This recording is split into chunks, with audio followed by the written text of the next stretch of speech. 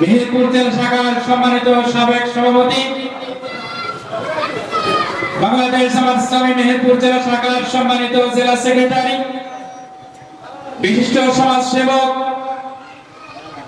জনাব মোহাম্মদ ইকবাল হোসেন, জনাব মোহাম্মদ ইকবাল হোসেন।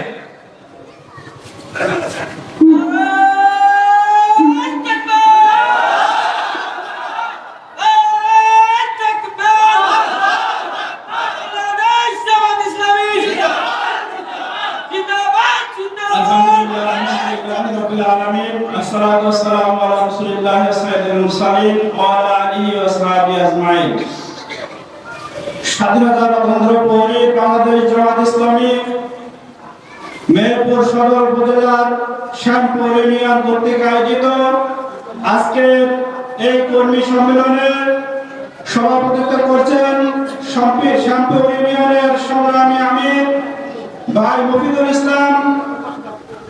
আজকের অনুষ্ঠানে প্রধান অতিথি হিসেবে উপস্থিত আছেন মেহেরপুর জেলার জননেতা, মেহেরপুর জেলা জামাতের সংগ্রামী আমির মাওলানা তাজউদ্দিন খান, জেলা নায়েবে আমির উপস্থিত আছেন জেলা নেতৃবৃন্দ, উপস্থিত উপজেলার নেতৃবৃন্দ এবং ইউনিয়নের নেতৃবৃন্দ, সকলকে আমার পক্ষ থেকে সালাম জানাচ্ছি। আসসালামু আলাইকুম ওয়া রাহমাতুল্লাহ।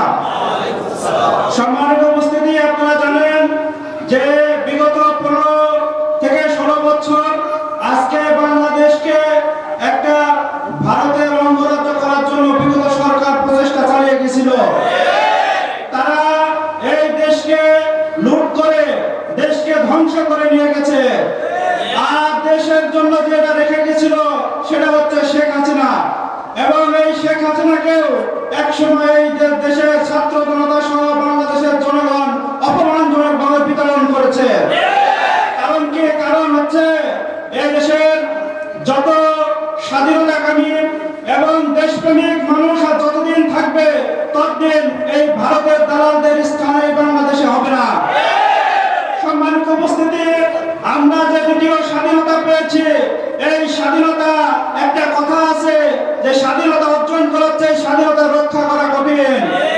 এর জন্য জামাত ইসলামের প্রত্যেকটা কর্মীকে এই স্বাধীনতা রক্ষার অবলম্বনে প্রহরী হিসাবে কাজ করতে হবে। ইতিমধ্যে দেখেছেন তারা বিভিন্ন ভাবে এই সরকারকে পদোন্নত করার জন্য তারা চেষ্টা করেছে। তারা কোনো সময় এদেশে আনসার হিসাবে তারা আন্দোলন করতে গিয়েছে। তারা বিভিন্ন অধিকারের নামে এই দেশের সরকারকে অস্থিতিশীল এবং আইন শৃঙ্খলাকে অস্থিতিশীল করার চেষ্টা করছে। গতকালকেও তারা জুমার নামাজে জাতীয় মসজিদ বাইতুল মুকাররমে তারা ধ্বংসযজ্ঞ চালিয়েছে। তাদের তথাকথিত একজন খতিবকে নিয়ে এসে তারা জাতীয় মসজিদ দখল করতে গিয়েছিল। তো সম্মানিত উপস্থিতি, সেখানকার জামাত সহ সেখানকার মুসল্লিরা সেটা শক্ত হাতে প্রতিরোধ করেছে। এইটা আমাদের শিক্ষা। আজকে মনে করেন না যে আমলেগে দেশ থেকে হারিয়ে গেছে, তারা ঘাপটি মেরে আছে এখানে। এইটা আমাদেরকে চিনতে হবে। যেখানে তারা অস্থিতি শুরু করবে সেখানে আমাদের প্রতিরোধ গড়ে তুলতে হবে, এবং সেই প্রতিরোধ হবে আমাদের দ্বিতীয় আরো একটি যে স্বাধীনতা, সেই স্বাধীনতা। সম্মানিত উপস্থিতি, এই জন্য জামাত ইসলামের কর্মীদেরকে আমাদেরকে কাঁধে কাঁধ মিলিয়ে আমাদেরকে এই কাজটা করতে হবে।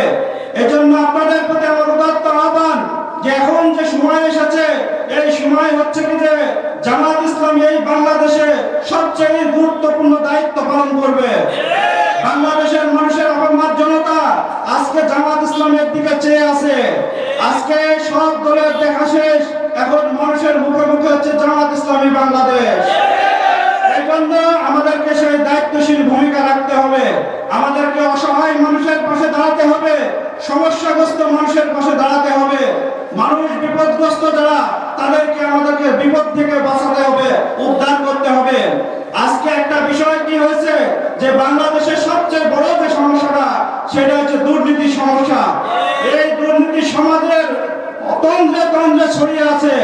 এই দুর্নীতিকে আমাদেরকে এই দেশ থেকে যদি আমরা একবারে নির্মূল করতে চাই, তাহলে বাংলাদেশের ক্ষমতায় জামাত ইসলামের কোনো বিকল্প নেই। এই জন্য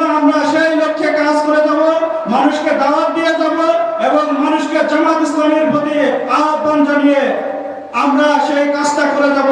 আল্লাহ আমাদেরকে সেই তৌফিক দান করুন। আমিন। আসসালামু আলাইকুম ওয়া রাহমাতুল্লাহ। ধন্যবাদ সম্মানিত জেলা সেক্রেটারিকে।